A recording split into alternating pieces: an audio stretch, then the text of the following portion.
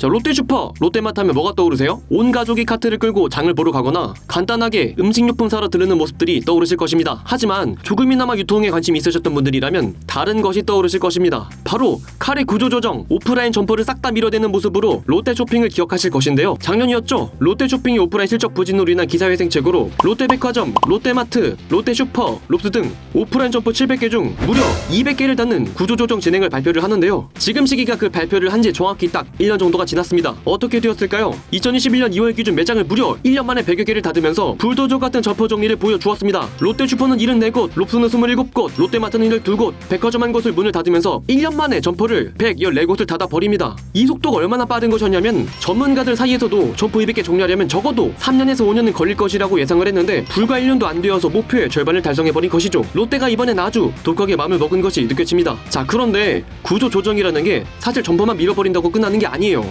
저렇게 점포를 싹 다 불도저식으로 밀어버리면 또 하나의 해결해야 할 과제가 있습니다. 바로 고용 문제죠. 폐쇄한 지점에서 근무하던 직원들을 어떻게 조치할지에 대한 문제가 발생을 해요. 그래도 보통은 회사가 잘 나간다면 전국 각지로 이곳저곳 지점 이동시키면서 그래도 나름의 인재들은 흡수를 하려 했겠지만 안타깝게도 롯데는 지금 그럴 상황이 못 됩니다. 잘 아시겠지만 롯데쇼핑은 최근 수년간 실적이 쭉 아래로 흐르고 있는 회사예요. 2016년과 비교했을 때 2020년 매출이 35%, 영업이익은 반토막, 단기순이익은 적자로 전환된 지 오래입니다. 1인 가구의 증가, 이커머스의 화랑, 코로나로 인해서 대표적인 오프라인 유통을 책임지고 있는 롯데마트가 자연스럽게 길을 펼 구석이 사라졌죠. 상황이 이런데 당연히 내 코가 속자인데 롯데쇼핑이 인본주의를 내세우면서 직원들을 품을 구석이 있을까요? 아닙니다. 롯데는 이 부분에 대해서도 상당히 강경책을 취해버리게 돼요. 1년 동안 약 2천여 명을 집에 보내버리면서 썩은 나무는 과감히 베어버리는 공격적인 행보를 보여주죠. 자, 그렇다면은 이 같은 구조조정은 효과를 내었을지 궁금해지죠. 그래서 최근 2021년 분기 실적을 살펴볼게요. 최근 분기 실적 역시 기사에는 전년 동기 대비 2분기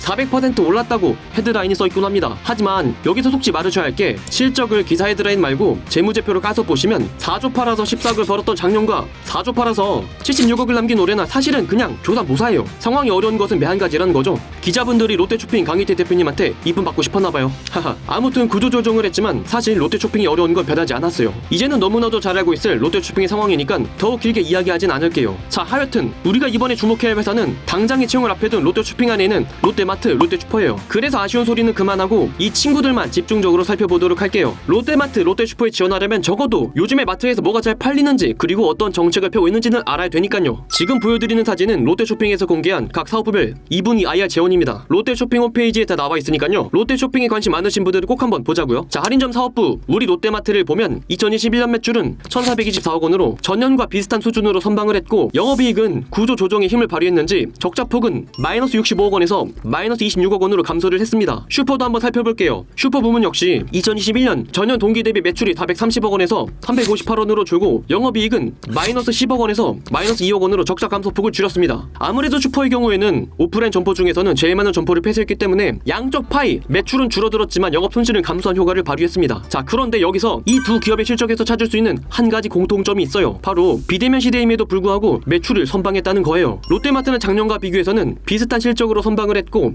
슈퍼 역시 점포를 싹 다 그렇게 엎어버린 것 치고는 나름대로 훌륭한 실적을 보여줬어요. 유통업계에서는 오프라인 유통으로만 중심이 되어 있는 롯데쇼핑이 과연 구조조정만으로도 수익 구조 개선에 성공을 할까? 라는 의구심이 많았지만 보란듯이 그들에게 틀렸다라고 증명을 해준 것이죠. 자, 그런데 이 같은 실적 선방에는 사실 구조조정을 진행하면서 변화한 롯데의 전략 역시 생존의 한 몫을 차지했습니다. 롯데에도 훌륭한 분들이 얼마나 많이 계신데 당연히 점포만 갈아엎었겠어요? 갈아엎는 동안 오프라인 매장을 살릴 비기를 준비했다는 것이죠. 롯데쇼핑이 과연 어떤 전략을 펼쳤길래 이같이 점포 수를 줄이고 매장을 갈아엎었는데도 실적을 선방할 수 있었을까요? 우선 롯데가 빠르게 치고 나온 전략으로 사용한 것은 바로 퀵커머스였어요. 롯데는 주문만 하면 바로 배송을 해주는 시스템을 도입을 해요. 롯데쇼핑에게 밑에서 치고 올라오는 마켓컬리, 위에서 누르고 있는 쿠팡이 사용하는 전략의 공통점은 바로 빠른 배송이죠. 새벽 배송, 로켓 배송으로 굳이 집 밖에 안 나가도 배달해준 서비스로 기존 오프라인 점포들의 입지를 어렵게 만들었잖아요. 그래서 롯데는 이 압박을 이겨내기 위해서 똑같이 퀵커머스, 즉시 배송 서비스를 시작을 합니다. 롯데마트는 바로 배송, 롯데슈퍼는 배송 대행업체와 손을 잡고 퇴근 1시간 배송이란 서비스를 진행을 해요.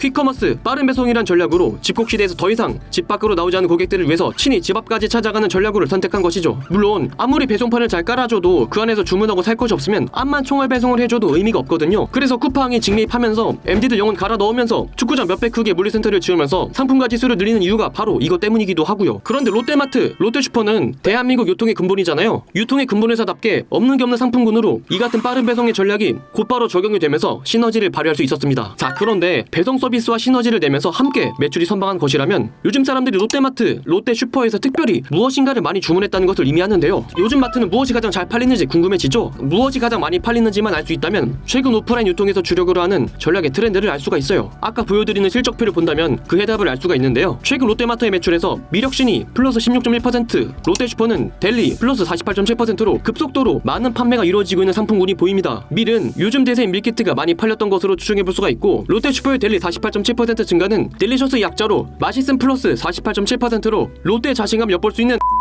농담이고요. 저기서 말하는 델리 역시 즉석조리식품을 말합니다. 지금 롯데마트, 롯데슈퍼 모두 즉석조리식품 델리를 위주로 판매 전략을 강화하고 있는 것인데요. 델리는 즉석조리식품으로 이해하시면 편합니다. 밀키트, HMR로 이해하시는 분들도 많을 거예요. 각 회사마다 내어놓은 제품별로 칭하는 게 달라서 델리가 정확하게 뭐다라고 말하긴 애매하지만 그래도 즉석에서 해먹는 식품이라는 것에 대해선 밀키트, HMR과 어느 정도 일맥상통합니다. 최근 롯데쇼핑은 이 델리, 즉석식품 판매대를 강화하는 전략을 밀어붙이고 있어요. 한국농촌경제연구원에 따르면 2019년 국내 밀키트 시장 규모는 200억 원대 에서 2024년에는 무려 35배 커진 7천억 원 규모로 성장할 전망이라고 합니다. 이렇게 밀키트 시장이 성장할 수 있는 기폭작용을 한 역할은 아무래도 코로나가 크죠. 코로나19가 확산하면서 청장년층뿐만 아니라 어르신들 역시 외출을 삼가면서 밀키트를 경험한 세대가 늘어난 것이 즉석 조리식품 시장 성장에 한 몫을 차지했습니다. 그래서 옛날에는 그저 즉석 조리식품 돌려 먹으면 에이 그게 무슨 밥이야 불량식품이지라면서 핀잔을 주시던 어르신 세대들께서도 이제는 밀키트를 드시면서 밀키트의 주 고객층이 되신 거죠. 그래서 여기로 재미로만 말씀을 드리면 이런 5060 중 장년층에 밀키트 진입으로 뜬 의외의 시장이 있습니다. 바로 즉석죽 시장인데요. 2016년 573억 수준에 불과하던 죽 시장이 2019년 1200억 원으로 불과 3년 만에 2배가 커지더니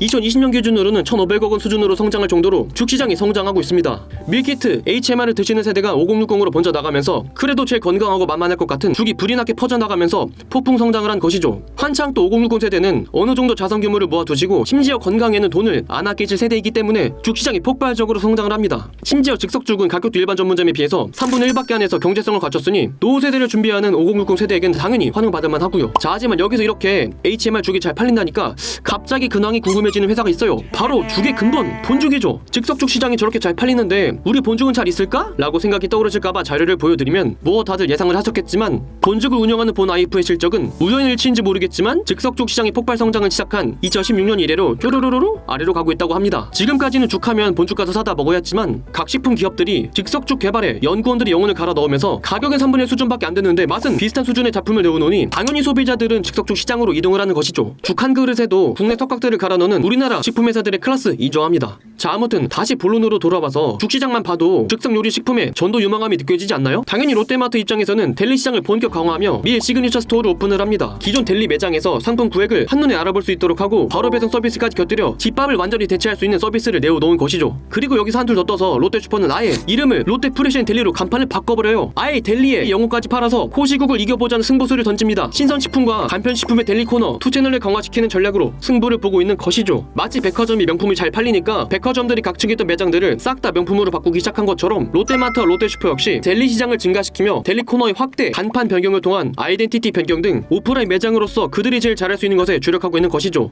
자, 하지만 여기서 또 우리는 또 하나의 생각이 들 수도 있습니다. 아무리 전략 상품을 변화한다고 치지만 오프라인은 어차피 이커머스에 밀리는데 어차피 지는 태양 속에 발버둥만 치는 꼴 아니냐? 라고 생각하실 수가 있습니다. 어차피 유통은 이커머스로 다 돌아가는 것 아니냐? 라고요. 자, 하지만 여기서 우리는 이커머스의 정점을 찍은 기업의 행보를 보면 유통의 미래를 알 수가 있습니다. 바로 이커머스계 먹이사들의 최강자에 있는 아마존을 봐야 하는데요. 월스트리트 저널은 지난 8월 19일 아마존이 캘리포니아와 오하이오주에 백화점과 비슷한 대형 오프라인 매점을 개점할 것이라고 전했습니다. 이번 오프라인 매장을 통해서 아마존에서 판매하는 상품의 쇼케이스와 더불어 아마존의 기술을 통해서 고객에게 새로운 경험을 제공하는 것을 위함이라고 했죠.